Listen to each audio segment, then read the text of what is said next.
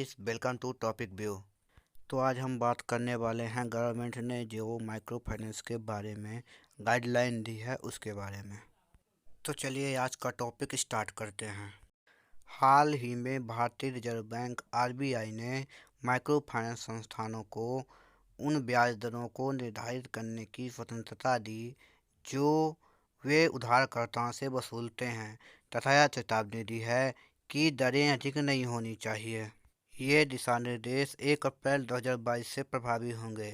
इससे पहले वर्ष 2021 में आरबीआई ने एमएफआई पर ब्याज दर कैप को उठाने का प्रस्ताव रखा था। माइक्रो फाइनेंस कंपनियों को जो दिशा निर्देश दिए गए वो इस प्रकार हैं। माइक्रो फाइनेंस ऋण की परिभाषा के रूप में पहली टॉपिक है कि 3 लाख रुपए तक की वार्षिक आय वाले परिवार को दिए गए संपार्श्विक मुक्त ऋण को इंगित करने हेतु आरबीआई ने माइक्रो फाइनेंस ऋण की परिभाषा को संबोधित किया और बताया कि इससे पहले ऊपरी सीमा ग्रामीण कर्जदारों के लिए 1.2 लाख रुपए और शहरी कर्जदारों के लिए 2 लाख रुपए थी। विनियमित संस्थाओं के लिए कहा कि संशोधित मानदंडों के अनुसार विनियमित संस्थाओं आरई को माइक्रो फाइनेंस ऋणों के मूल्य निर्धारण, ब्याज दर की उच्चतम सीमा और माइक्रो फाइनेंस ऋणों पर लागू होने वाले अन्य सभी शुल्कों के संबंध में एक बोर्ड अनुमोदित नीति बनानी चाहिए। और कहा प्रत्येक विनियमित संस्था को एक मानकीकृत सरलीकृत फैक्ट शीट में संभावित उधारकर्ता को मूल्य निर्धारण संबंधी जानकारी का खुलासा करना होगा। माइक्रो फाइनेंस ऋण पर जुर्माने के बारे में कहा कि ऋणों पर कोई पूर्व भुगतान दंड नहीं होगा और विलंबित भुगतान के लिए जुर्माना यदि कोई हो तो वह अतिदेय राशि पर लागू होगा, ना कि संपूर्ण राशि पर। और कहा कि ब्याज दर पर किसी अन्य शुल्क में कोई भी परिवर्तन होने पर उधारकर्ताओं को अग्रिम रूप से सूचित किया जाएगा और ये परिवर्तन केवल संभावित रूप से प्रभावी होंगे। ऋणों की वसूली के बारे में कहा कि आरई को पुनर्भुगतान से संबंधित कठिनाइयों का सामना करने वाले उधारकर्ताओं की पहचान करने, ऐसे उधारकर्ताओं के साथ जुड़ा और उन्हें उपलब्ध सहायता के बारे में आवश्यक मार्गदर्शन प्रदान करने हेतु एक तंत्र स्थापित करना होगा। और यह तंत्र उचित नोटिस और प्राधिकरण सुनिश्चित करने हेतु आरई वसूली प्रक्रिया शुरू करते समय उधारकर्ता को वसूली एजेंटों का विवरण प्रदान करना होगा। यह दिशा निर्देश भुगतान बैंक को छोड़कर सभी वाणिज्यिक बैंक को होगा, सभी समकक्ष शहरी सहकारी बैंक और सभी गैर विषैले अनुपातों में विश्लेषण करने के लिए होगा।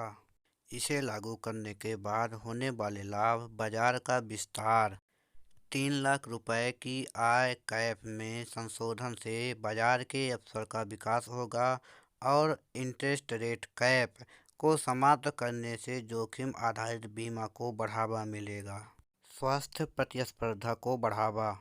यह विभिन्न प्रकार के ऋणदाताओं हेतु नियामक ढांचे से सामंजस्य द्वारा स्वस्थ प्रतिस्पर्धा को प्रोत्साहित करने और ग्राहकों की उनके क्रेडिट जरूरतों के बारे में एक सूचित विकल्प निर्मित करने हेतु दीर्घ अवधि में मदद करेगा।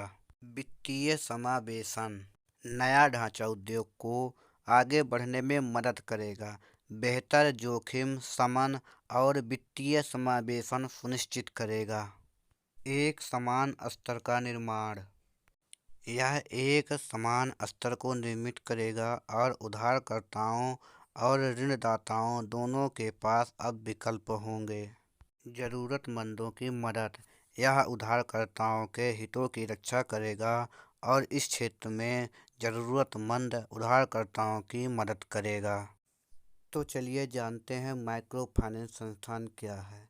माइक्रो फाइनेंस संस्थान एक ऐसा संगठन है जो अल्प आय वाली आबादी को वित्तीय सेवा प्रदान करती है अर्थात उसे ऋण देती है। इन सेवाओं में सूक्ष्म ऋण, सूक्ष्म बचत और सूक्ष्म बीमा आदि शामिल हैं। एमआईएफ वित्तीय कंपनियां उन लोगों को छोटे ऋण प्रदान करती है जिनकी बैंकिंग सुविधाओं तक पहुंच नहीं होती है। ज़्यादातर मामलों में ब्याज दरें सामान्य बैंकों द्वारा वसूल की जाने वाली दरों से कम होती है। अतः कुछ लोगों ने इन माइक्रो फाइनेंस संस्थाओं पर गरीब लोगों के पैसे में हेर फेर करके लाभ कमाने का आरोप लगाया है। पिछले कुछ दशकों में माइक्रो फाइनेंस क्षेत्र बहुत तेजी से बढ़ा है और वर्तमान में इसके पास भारत की गरीब आबादी, बैंकों और लघु वित्त बैंकों सहित 102 मिलियन खाते हैं। गरीब लोगों के लिए विभिन्न प्रकार के वित्तीय सेवा प्रदाता उभरे हैं, जिसमें गैर सरकारी संगठन एनजीओ, सहकारिता, स्व-सहायता समूह, क्रेडिट यूनियन, सामुदायिक आधारित विकास संस्थान, वाणिज्यिक और राज्य बैंक, बीमा तथा क्रेडिट कार्ड कंपनियां, डाकघर आदि शामिल हैं। भारत में गैर बैंकिंग वित्तीय कंपनियां और एमएफआईएस का नियमन रिजर्व बैंक के गैर बैंकिंग वित्तीय company micro finance institutions reserve bank निर्देश 2011 द्वारा दिया जाता है। आई होप वीडियो आपको इन्फॉर्मेटिव लगी होगी। ऐसे ही इन्फॉर्मेटिव वीडियो देखने के लिए चैनल को सब्सक्राइब करके बेल आइकन को ऑल पे प्रेस करें ताकि हमारी आने वाली नेक्स्ट वीडियो की नोटिफिकेशन सबसे पहले आप तक पहुंचे। धन्यवाद।